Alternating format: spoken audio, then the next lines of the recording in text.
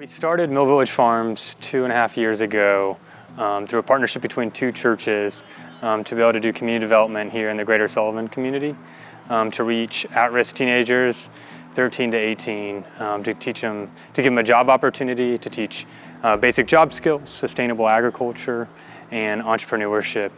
And it really began with an exposure to sustainable farming and community outreach through the Shy Center for Sustainability at Furman University.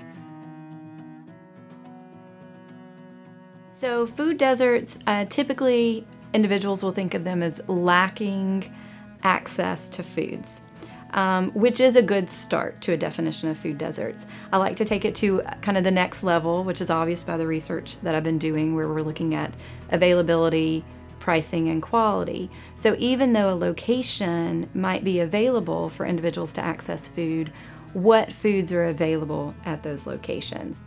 There's been a lot of work documenting the existence of food deserts in Greenville County.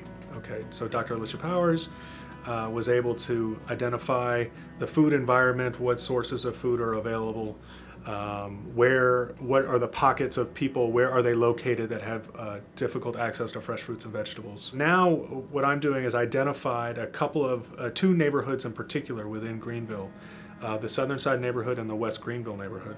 And I'm focusing on the residents who live within those neighborhoods. They're officially classified as food deserts. What is it that they want?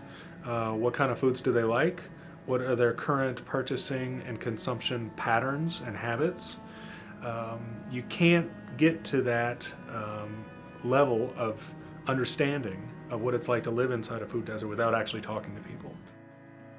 When we started, again, we created a community farm to be able to reach teenagers in this neighborhood, ages 13 to 18, to be able to have a platform to teach them job skills, teach sustainable agriculture, and to teach entrepreneurship. It has evolved since to be able to grow into a really vibrant farming organization where we're now growing on rooftops, out in rural communities, to be able to reach more teenagers in other communities, not just the Greater Sullivan community where we first began. Through Mill Village Farms, we're doing all kinds of sustainable farming methods like aquaponics and aeroponics. It allows our organization to grow more food with less resources and year-round. Currently we're using a greenhouse. We're using solar thermal technology to be able to heat our greenhouse and to be able to utilize fish and growing food and water to be able to grow more food in less time. We utilize the research with Dr. Alicia Powers at Furman University to see the need for a mobile market to solve the food desert issue in Greenville.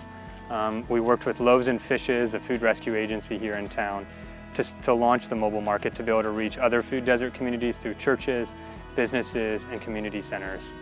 Through Mill Village Farms, we're hoping to educate and inspire and empower both youth and adults to make healthier decisions with the food that they buy and the food that they prepare so that we have a healthier community in the long run.